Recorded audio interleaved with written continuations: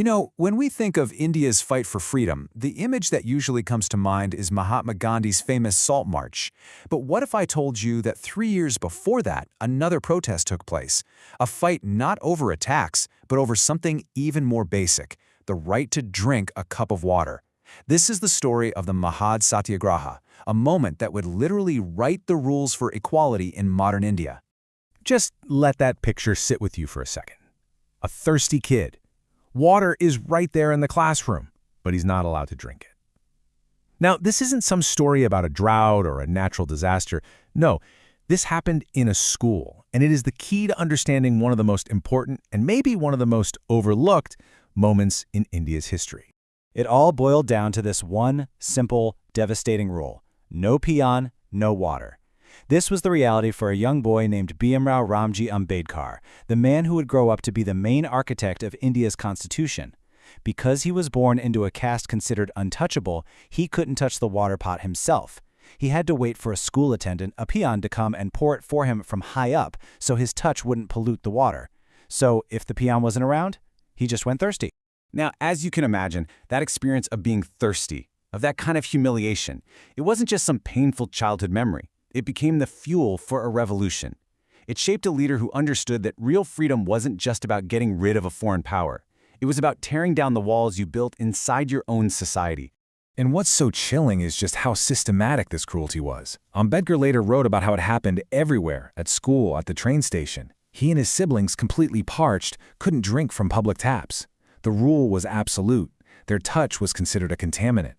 I mean, think about that. To be surrounded by the very thing you need to live, but to be denied it by your own countrymen. That injustice is the core of everything he would fight to change. So that little boy, he grew up.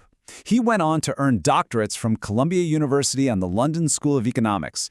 But when he came back to India, he carried the memory of that thirsty child with him, and he was ready to turn that memory into a full-blown call to action.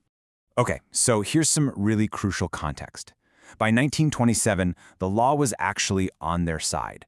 A resolution had been passed, and the local government in a town called Mahad had officially opened up the public water tank, the Chavdar tank, to everybody.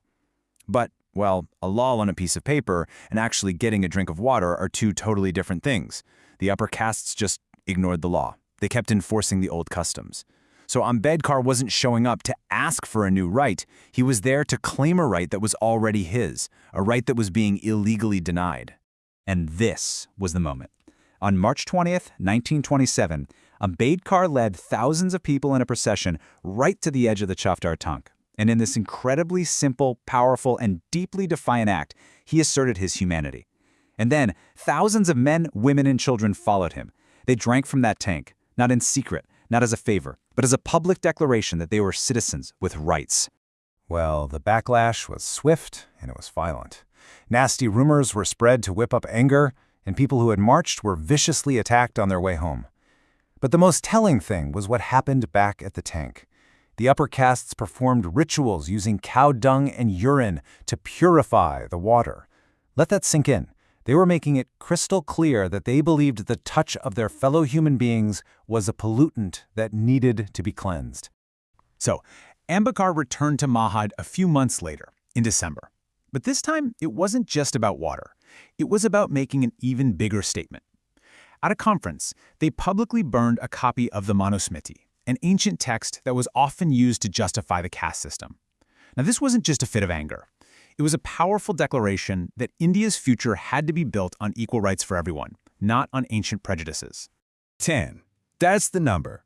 That is how many years it took for the legal system to finally officially confirm the right of a human being to drink from a public water tank. A whole decade. So the fight moved from the tank into the courtrooms. The upper castes actually filed a lawsuit and got an injunction to legally stop Dalits from using the tank.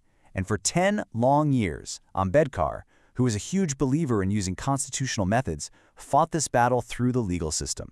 He respected the court's orders, but he never, ever gave up. Finally, in March 1937, the Bombay High Court ruled in his favor. Justice was served, but the fact that it took 10 years just shows you how deep the resistance really was.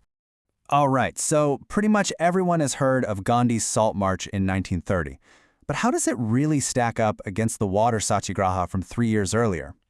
To really get the significance of Mahad, you have to look at what each movement was demanding, and maybe more importantly, who they were demanding it from. See, the Salt March was pretty straightforward. The opponent was an external one, the British Empire. The demand was for a change of government. But the Mahad Satyagraha, its opponent was internal. It was a demand for freedom from your fellow Indians. It was asking an entire civilization to take a hard look in the mirror.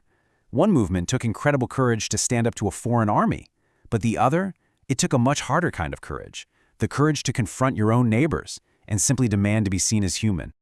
And here's where the story gets really incredible. This fight for water didn't just end at the tank. Nope, it flowed directly into the DNA of the new nation, shaping the most important document of the Indian Republic, its constitution. It's almost like you can picture Ambedkar sitting down to write the Constitution with the Chavdar tank right in front of his eyes. Article 15 doesn't just vaguely say no discrimination. It gets incredibly specific.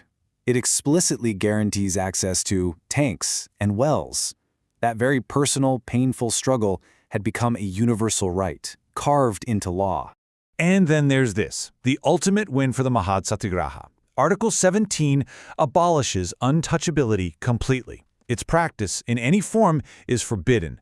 The very principle that drove thousands of people to walk to that water tank was now the supreme law of the land.